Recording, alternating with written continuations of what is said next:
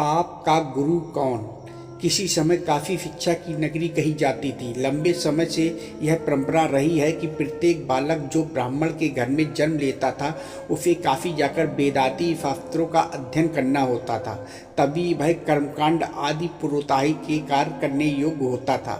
एक बार की बात है, एक पंडित जी ने अपने बालक को भी शास्त्रों का अध्ययन के लिए काशी भेजा। सभी शास्त्रों का सांगोपांग अध्ययन करने के बाद बालक अपने गांव लौटा। अपने विद्वान बालक के आने की खुशी में पंडित जी ने एक भव्य उत्सव का आयोजन करवाया, जिसमें ज्ञान चर्चा का विषय भी रखा गया।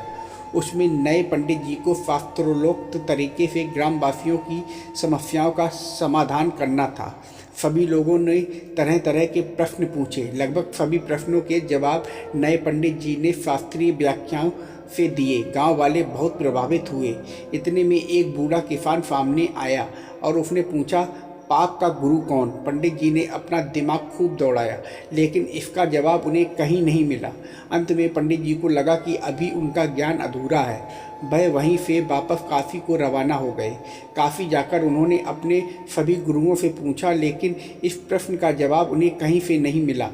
हताश और निराश होकर इस बार पंडित जी अपने अंतिम गुरु के पास गए तो उन्होंने कहा, वत्स, इसका जवाब तुम्हें एक पापी ही दे सकता है कि उसका गुरु कौन है।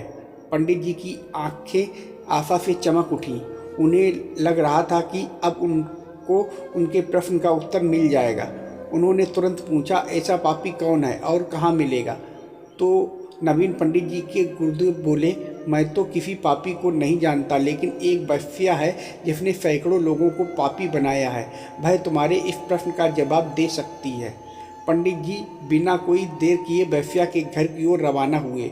पंडित जी को आता देख वैश्या ने स्वागत में व्यंग्य करते हुए कहा, ज्ञान के साधक आज अज्ञान की सेवा में कैसे।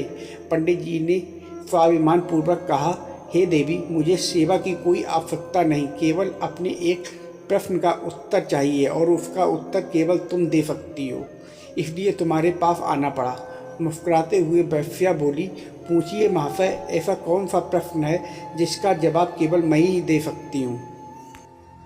पंडित जी बोले, मैं जानना चाहता हूँ कि पाप का गुरु कौन है। वैश्या ठाका लगाकर हंसी और फिर गंभीर होकर बोली, महाशय, इसके लिए आपको कुछ दिन यहाँ रहना पड़ेगा। अब पंडित जी इस प्रश्न के उत्तर में पहले ही काफ़ी भटक चुके थे, इसलिए उन्होंने वैश्या की बात मानकर वहाँ रहना स्वीकार कर लिया। लेकिन पंडित जी बोले, हे देवी, मैं यहाँ रह तो लूँगा, लेकिन खाना पानी अपने खुद के हाथ का बनाया हुआ ही लूँगा। वैश्या बोली, जी जरूर।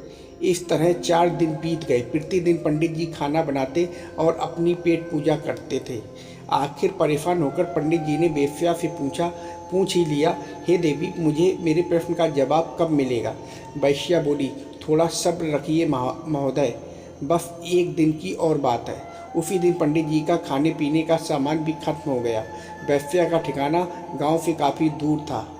उससे भी भयंकर गर्मी और चिलचिलाती धूप देखकर पंडित जी ने सोचा, शाम को बाजार जाकर सामान लाऊंगा। सुबह से भूखे पंडित जी अपनी पोथियों के पन्ने पलट रहे थे, तभी अचानक वैश्या का आगमन हुआ। वैश्या बोली, पंडित जी, आप अकेले खाना बनाते हैं, कितने परेशान हो जाते हैं। एक काम कीजिए, कल से नहा धोकर आपके लिए खाना मैं ही बना दिया करूँगी। इससे मुझे भी आपकी सेवा का कुछ पुण्य मिल जाएगा और भोजन के साथ दक्षिणा में मैं आपको एक सोने की मोहर दूंगी। पहले तो पंडित जी ने आनाकानी की, किंतु मुफ्त का खाना और साथ में सोने की मोहर का विचार कर पंडित जी ने वैश्या का प्रस्ताव मान लिया। उसी दिन शाम को वैश्या ने तरह तरह के पकवान बनाए और पंडित जी की सेवा में उपस्थित हुई।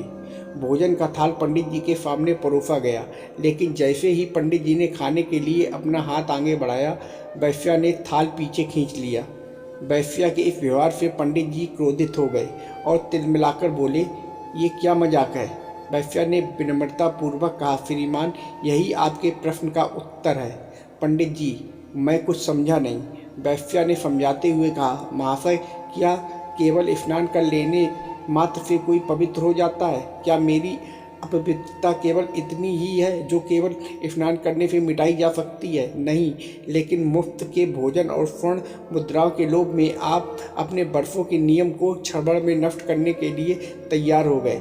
यह लोभ ही पाप का गुरु है श्रीमान। पंडित जी को अपना जवाब मिल चुका था। यदि गहनता से अन्वेषण किया जाए तो सभी विकारों का मूल लोभ को कहा जा सकता है।